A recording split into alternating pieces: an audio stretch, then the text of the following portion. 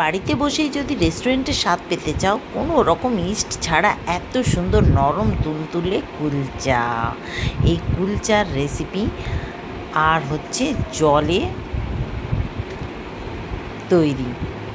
এর জন্য না আলাদা করে কোনো তেল, ঘি, বাটার কিচ্ছু দরকার নেই। হ্যাঁ, বাটারটা একদম শেষে লাগাবো, কিন্তু জলে কুলচা অসাধারণ নরম তুলতুলে হয়। একবার এভাবে ট্রাই করো। আর এই রেসিপিটা আমি কোথা থেকে শিখেছি সেটা আমি তোমাদেরকে বলবো। তো চলো দেখে নেব আজকের রেসিপি। কিন্তু তার আগে বলে দিই, আমার চ্যানেলে যারা নতুন আছো চ্যানেলটাকে সাবস্ক্রাইব করো, বেল আইকন বাটনটা অবশ্যই প্রেস করবে। আমার নিত্য নতুন রান্নার ভিডিওর আপডেট পাওয়ার জন্য ফেসবুক পেজটাকে অবশ্যই ফলো করবে। আর এই কুলচা দু রকমের বানাবো, একটা জলে তৈরি হবে আর একটা একদম যেরকম রুটি পোড়ায় ওরকম। তো চলো দেখে নেবো। তো এখানে আমি নিয়ে নিচ্ছি 4 কাপ ময়দা, দিয়ে দিয়েছি তেল, একটুখানি 2 থেকে 3 টেবিল চামচ দই দিলাম, হাফ কাপ, আর বেকিং সোডা, বেকিং পাউডার আর অল্প একটু চিনি দিয়ে সুন্দরভাবে একদম এটাকে একদম। আর আমি এই জলটা যে ব্যবহার করছি না, এটা ছানা কাটানো জল। এই ছানা কাটানো জল কিন্তু আমি কখনো ফেলি না। আমি যখন রুটি করি, পরোটা করি, তখন আটা মেখে নিই। তো যাই হোক, তোমরা নর্মাল জল দিয়েও মাখতে পারো। তো মেখে নিলাম, একটা সফট ডো রেডি করে রেখে নিলাম। আর এখানে দেখো একটু বাটারে চিলি ফ্লেক্স দিয়ে এটাকে একদম রেডি করে রাখলাম। তো 1 ঘন্টা মেখে রেখে দিয়েছিলাম, খুব ভালোভাবে সেট হয়ে গেছে এটা। তো এখান থেকে আমি লেচি নিয়ে নেব।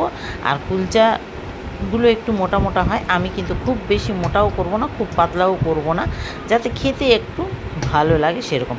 আর এটাকে আমি বেলবো ওভাল শেপে, মানে ডিম্বাণু আকৃতি। ডিম্বাণু মানে ডিমের আকৃতি। তো ওভাল শেপেই এগুলো বানাই। তো ওপর থেকে দিয়ে দিলাম একটু কালো জিরে, ধনে পাতা দিয়ে। এটা না দিলেও চলে, দিলে একটু দেখতেও ভাল লাগে, খেতেও ভাল লাগে। তো এই দেখো আবারও বেলে নিলাম সুন্দরভাবে একদম। আর বেলে আর ওদিকে আমি একদম একটা তাওয়া, ননস্টিকের হোক বা নর্মাল তাওয়া তোমরা ব্যবহার করতে পারো। আমি এখানে ননস্টিকের তাওয়াই ব্যবহার করেছি। তো এটাকে আমি একদম ভালোভাবে, দেখো যেহেতু ময়দার, তো এটাকে না তুলতে গিয়েছি আবার ছোট হয়ে গেছে। তো যাই হোক, আমি এটাকে আবারও বেলে একদম সাথে সাথে গরম তাওয়াতে এটাকে দিয়ে দিতে হবে। তো দেখো কত সুন্দর লাগছে না দেখতে। তো দেখো এই যে এইভাবে আমি বানিয়ে নেব।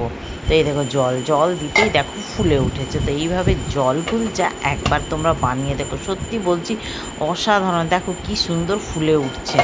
তো ব্যাস এইটাকে এইভাবে ঢেকে ঢেকে করতে হবে। যখন জলটা শুকিয়ে যাবে তখন বুঝে নিতে হবে এটা হয়ে গেছে একটা সাইড। তো ব্যাস উল্টে দিলাম, উল্টে দিয়ে ব্যাস আরেকটা সাইডও এইভাবে একটু টিপে টিপে টিপে টিপে বা করে নেব।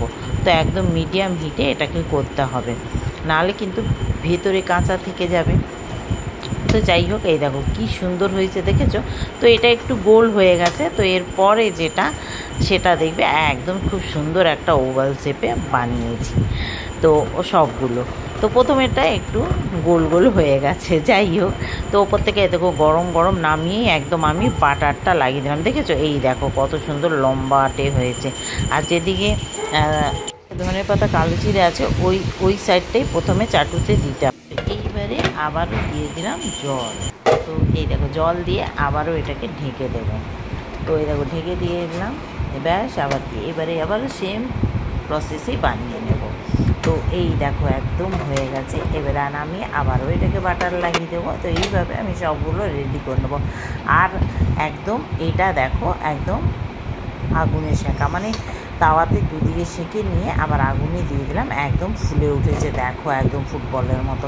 তো সবগুলোই কুলচা কিন্তু সত্যি বলছি দারুণ নরম তুলতুলে হয়েছে। এমনকি পরের দিন পর্যন্ত আমরা খেয়েছি, সেটাও একদম নরম তুলতুলে। কিন্তু দোকানে, রেস্টুরেন্টে দেখবে শক্ত হয়ে যায়, মানে ঠান্ডা হলেই শক্ত হয়ে যায়। আর এই কুলচাগুলো না একদম নরম থাকে, ঠান্ডা হলেও নরম তুলতুলে পাবে।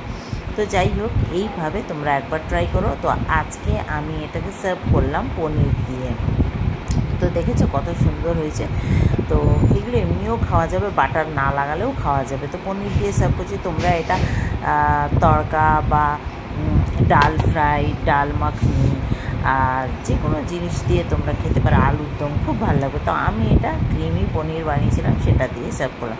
যাক, তোমাদের কেমন লাগলো আজকের রেসিপিটা অবশ্যই কমেন্ট করো, ভালো লাগলে লাইক শেয়ার করো, পেজটাকে ফলো করো, আর ইউটিউবটাকে সাবস্ক্রাইব করতে একদমই ভুলবে না। কেমন হয়েছে অবশ্যই জানিও, একদম লোভনীয় একটা রেসিপিতে। চলো টাটা, সবাই ভালো।